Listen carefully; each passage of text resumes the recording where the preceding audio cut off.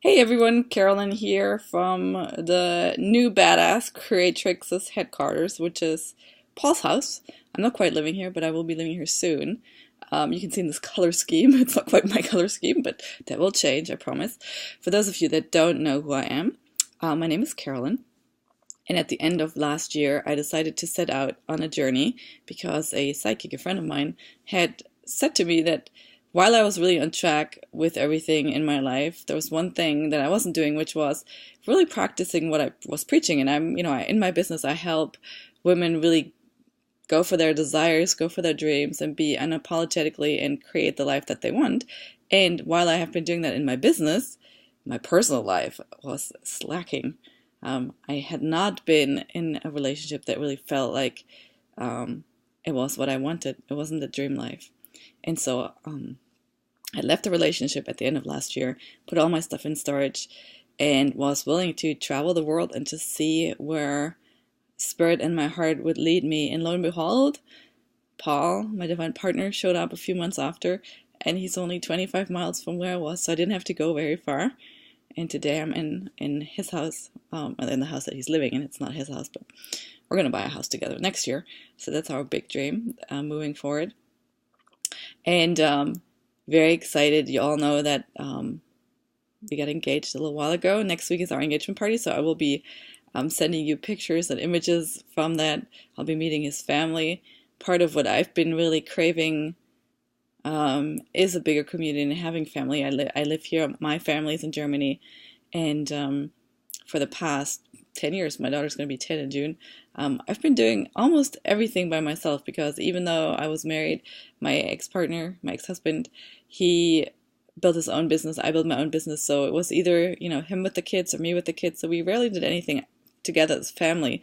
And I actually had a lot of sadness around that and really wanting to have that more. And now I got, I don't know, 28 cousins.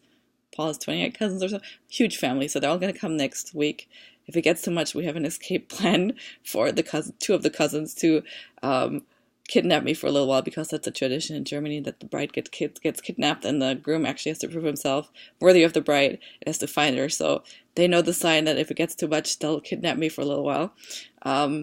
Yeah, but I'm really excited. And what I wanted to share with you today, though, is I've been doing a lot of thinking and processing lately, because so much about really having what you want is about allowing yourself to receive.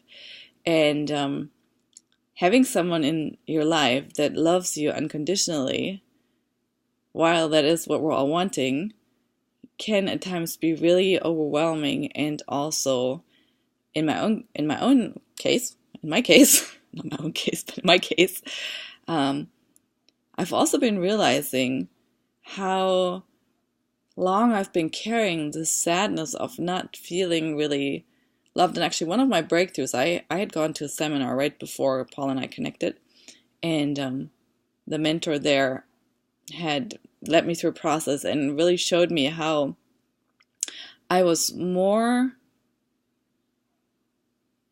well, the premise is always, you always create what you truly desire, right? And oftentimes in our subconscious, we're holding, or we create by what we're subconsciously holding, because we're not conscious of what we truly desire.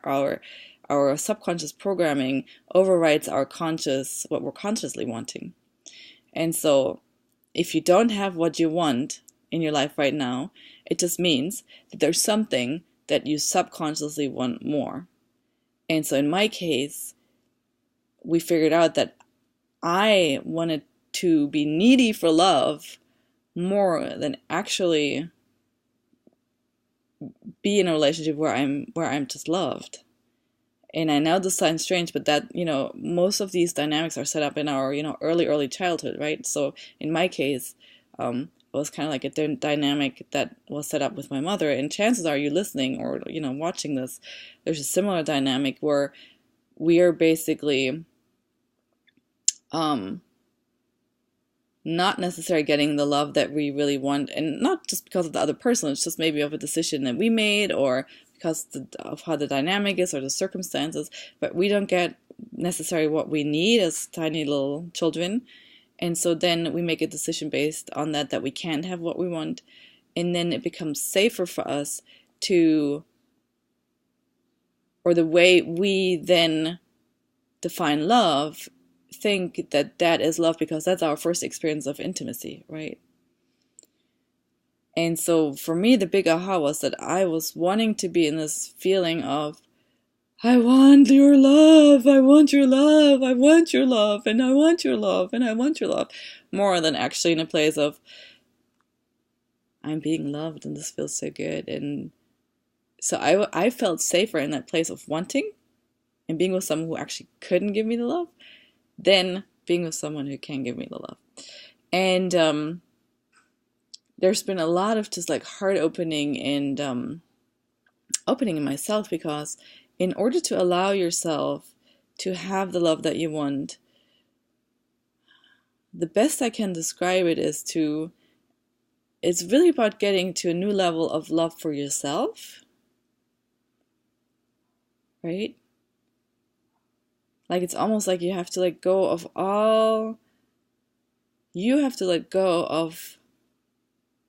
not loving yourself unconditionally. Because once you start loving yourself unconditionally, then you can understand why somebody else would love you unconditionally, and then you can allow it. I mean, that's at least the place I've come to. And so today I'm sharing this with you because I want to just inspire you, to keep digging and keep transforming, because there's so much more that we can have in this lifetime. And the blessings really come from the experience of true love and abundance. Without love, there is no abundance. The truth is, love is and abundance is, right? We just cut ourselves off from it because we think we don't deserve it, or because we choose people that have their own shortcomings, and then we think they must be right. Their judgments about us, they must be there's something wrong with us, and so forth. They must be right. And we have all these wrong assumptions. So where are places in your life where you're beating yourself up, where you're criticizing yourself? Like for me, for example, one of the places is I really don't want people to see my feelings, and especially not Paul. I don't want him to think I'm not happy, or I'm not emotionally stable, And then there's moments, and I'm actually, you can see that this is emotional for me, where stuff comes up and I get emotional, and then I go hiding because I don't want him to see it, and I want to hide, and I want to be with people and make them happy and just have them be my entertaining and happy self, right? And I don't want to show myself when I'm less than that.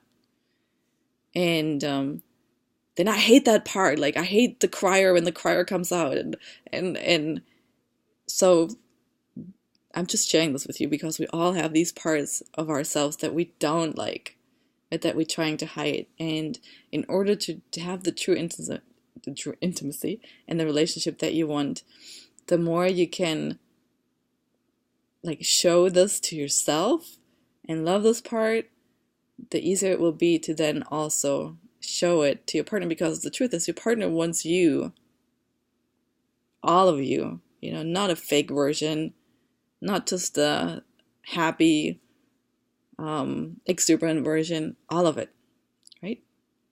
So in this video, I just want to give you permission to be yourself and love yourself unconditionally, because when you do, the miracles start to happen. So I hope this has been helpful, has been inspiring you.